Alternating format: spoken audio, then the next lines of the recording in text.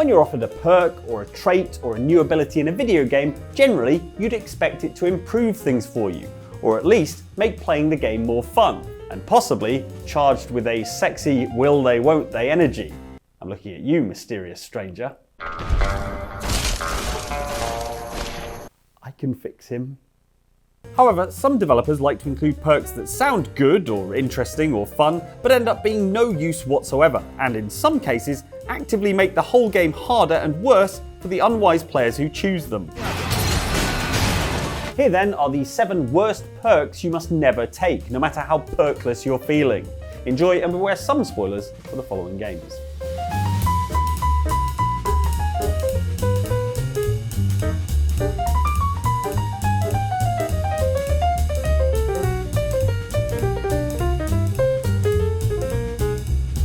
Alright, let's do this. Whew, freezing ass water, here I come. Okay, we're all set. You go first. Night City from Cyberpunk 2077 is a harsh, unforgiving environment where literally anybody could be killed at any moment, except for Keanu Reeves, but that's only because he's already dead. Wish you dropped dead.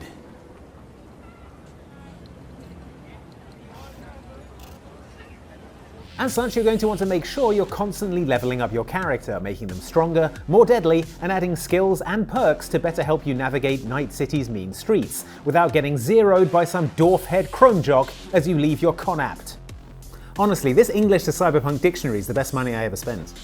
Every time you level up your V in Cyberpunk 2077, you get 1 skill point and 1 perk point, so you'll often be finding yourself agonizing over what perks to choose. Should you become better at net running, deadlier in a gunfight, more attractive so the ghost of Keanu Reeves might be interested? You're starting to remind me of me, 50 years back. Minus the charisma. An impressive. Whatever your goals are, we'd advise steering well clear of the perk named Commando. And no, it's not underwear related. From its description, you'd be forgiven for grabbing this perk as soon as you can because it sounds super useful. According to the description, Commando makes it so that you cannot be detected underwater. Sounds good, doesn't it? The problem is, as anyone who's played Cyberpunk 2077 will tell you, that Night City doesn't exactly have an overabundance of places where you can go underwater. It's mostly, well, a city. The downside for this perk, however, is that this level doesn't have any enemies in it, meaning your great underwater stealth skill is appreciated by absolutely no one. Not even Judy. She definitely knows we're here. Swim over here and look straight at me, will you? Great. Clearly, the Commando perk was a holdover from a previous version of Cyberpunk in which underwater exploration was a much bigger part of the game. But in the actual released version of Cyberpunk 2077, Commando's uselessness became such a meme in the community that it was patched out in the game's 2022 perk overhaul and replaced with a perk that blinds enemies if you throw a knife into their heads. Now that's something that comes up a lot in Night City. Not a great place to hang out, if I'm honest. You're almost as good a fake Jack as me! Hang in there, everybody!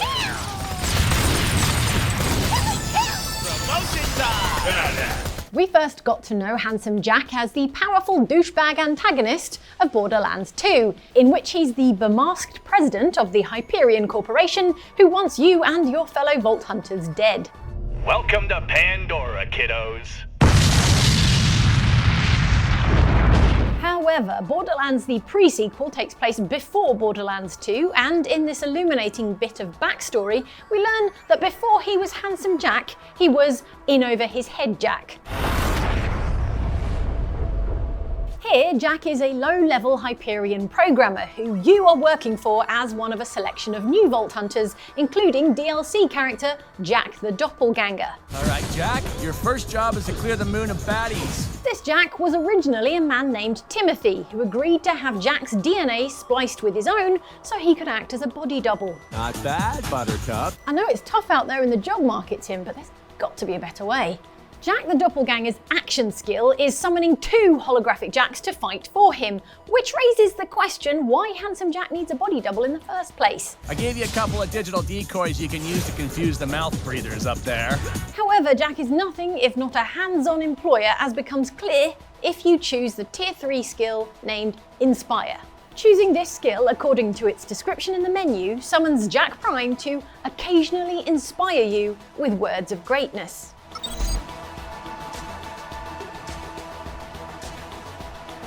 What this translates to for you, the Jack doppelganger just trying to optimise their build, is now Handsome Jack will occasionally pop up to deliver some banal encouragement. Oh, hey, I'm awesome. How about that? Be true to yourself. At which point, a fabulous graphic will inform you that you are now inspired. Sounds alright, I guess, but what does it mean? Nothing is what?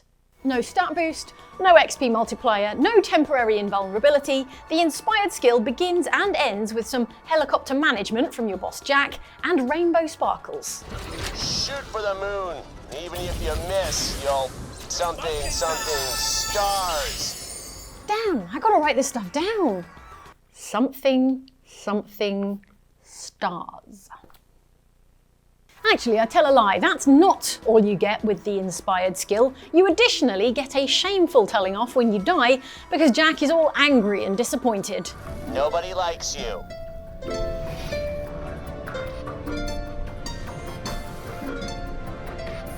Damn, Jack, I spliced my DNA for you. All in all, this is not a skill you want to prioritise when you're levelling up your Vault Hunter, unless you've got a thing for being told off, in which case that's none of my business. I expected so much more from you.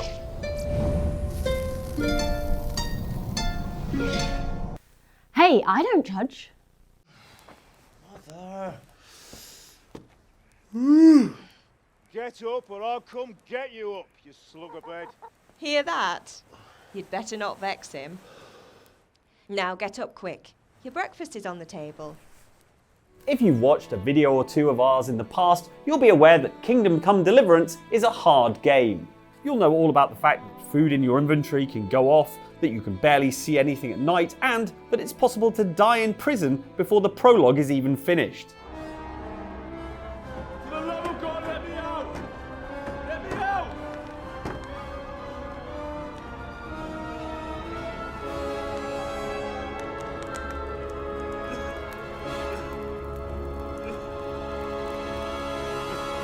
Hey, I was going to die anyway, probably. I'm just saving time.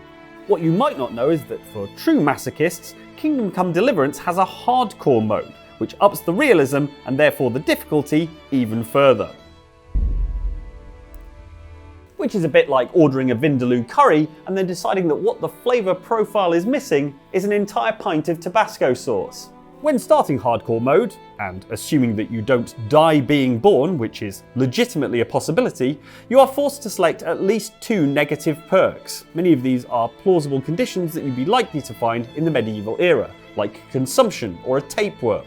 Others are timeless conditions, like numbskull. We all know a few, right?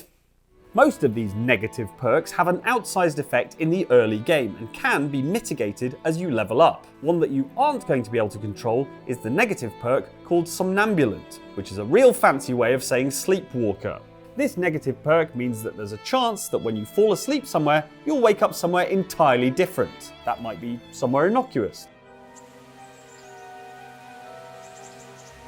Innocuous is a relative term. Gross. Or you might drift off to sleep in your bed, then wake up somewhere entirely more awkward and dangerous.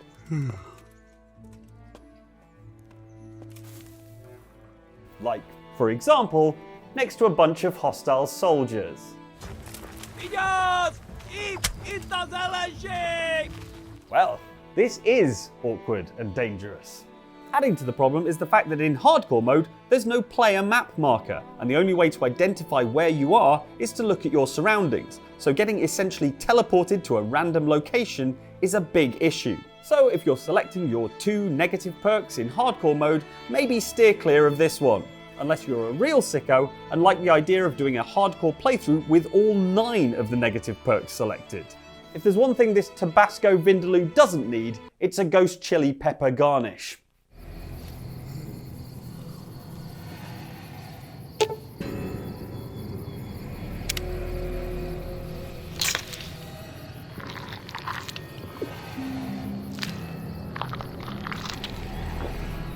Perks in Fallout New Vegas broadly fall into one of 2 categories. Useful perks, such as Lead Belly, which reduces the amount of radiation you gain from food and water, And fun perks like the Wild Wasteland trait, which makes it so that you're always stumbling across Indiana Jones's corpse in a fridge, or being attacked by gangs of violent grannies.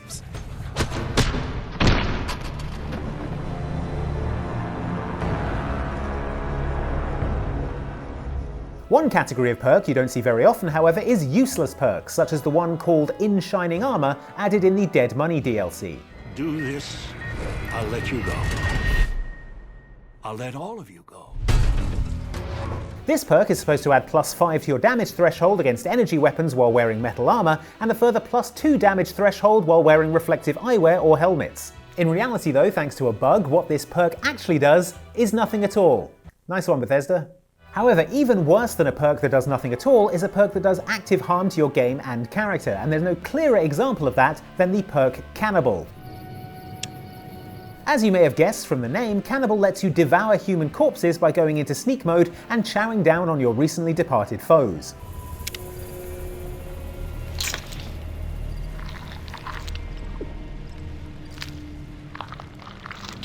This gives you a modest 25-point health boost, but every time you do it, you lose 1 karma, gain 3 radiation, and worst of all, if anyone sees you do it, well, they're not going to be happy about it, let's put it that way. Aha! Had enough? So, to sum up, you gain 25 hit points, about the same as 2 bottles of water, but your karma takes a hit, potentially negatively impacting the choices available to you and the ending you get. If anyone sees you do it, they'll try and kill you on the spot, and you can even sour your relationship with various factions due to your cannibalistic ways.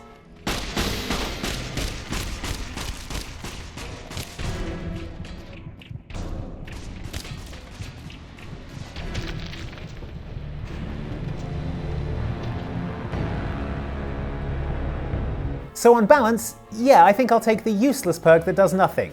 Thanks.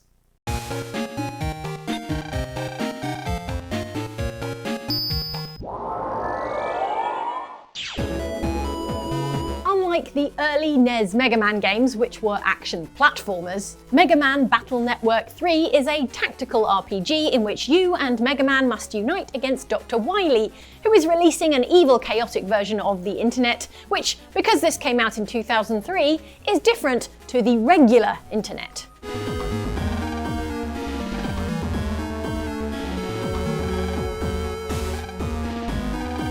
The way you get perks in Mega Man Battle Network 3 is via programs, which can be installed in Mega Man's Navi Customizer, which confers such bonuses as extra hit points, manipulating terrain, or making your attacks more powerful. However, there's one program that we would advise you not running, and that is the one called Humor. Its description in the Navi Customizer states, "Install and try L button," which is pretty ominous, not gonna lie.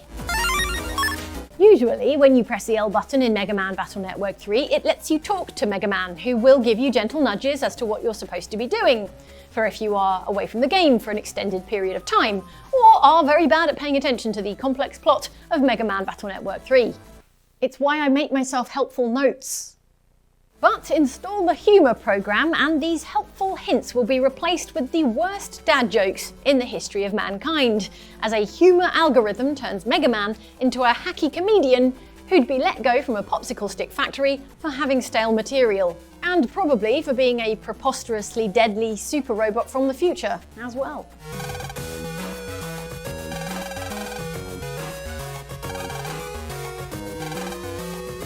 While some of his jokes are mercifully short,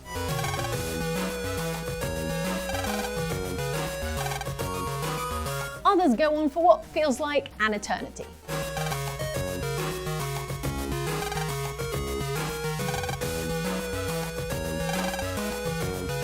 Come on, Mega Man.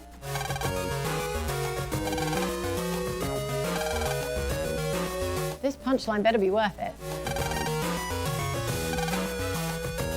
Right, that's it. I'm uninstalling all your programs and running a big magnet over your brain. To see or not to see, honestly.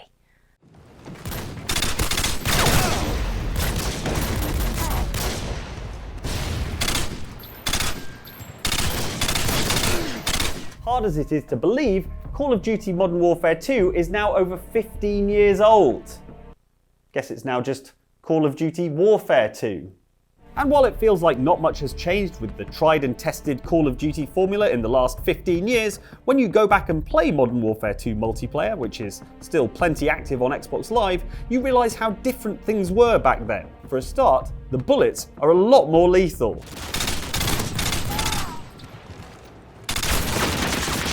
I mean, to be fair, it does make sense.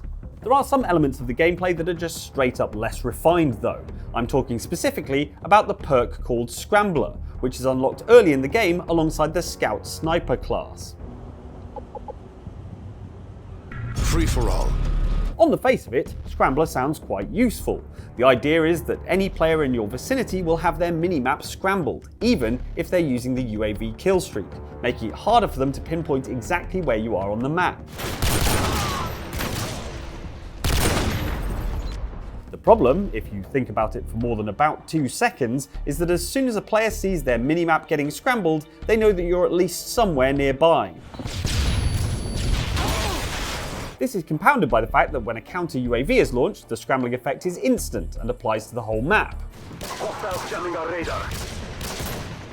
Whereas with Scrambler, the interference fades in the closer your enemy gets to you, allowing your opposition to work out whether they're getting hotter or colder as they try and find you. The main thing that was scrambled there was my brains. The perk was abandoned after Call of Duty Modern Warfare 2 and hasn't appeared in any of the Call of Duty games in that 15 years since the game was released. You know, now that I think about it, you're not really answering a Call of Duty, you're just playing some multiplayer. And it's not really warfare, it's just a deathmatch. They should just call it 2.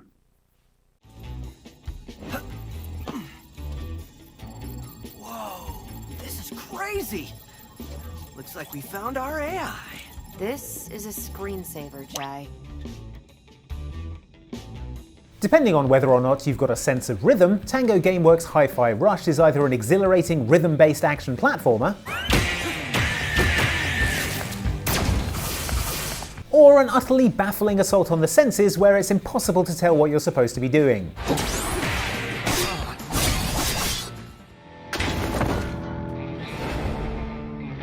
We're firmly in the first camp, but if you're in the second, Hi-Fi Rush does offer perks to make the game more manageable in the form of chips, guitar pick-shaped equipable ability modifiers that give you passive skills to help you out. So, this is what I was working on. They're custom chips to boost some of your abilities. Sounds cool.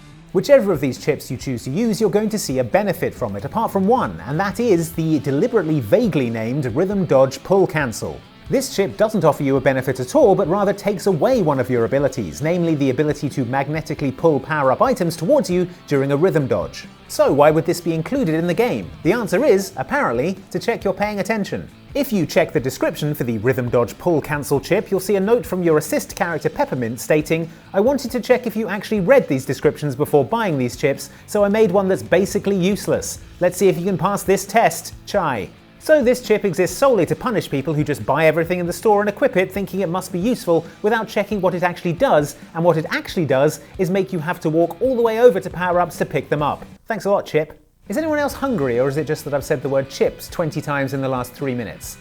It's probably that, isn't it? Thank you so much for watching this video. Please do like and subscribe if you enjoyed this, and if you'd like something that definitely isn't going to ruin your life and will make it better, we've got a couple more videos up here. There's one from us up at the top and one from our sister channel, Outside Extra, down at the bottom. Thanks so much for watching. I'll see you next time.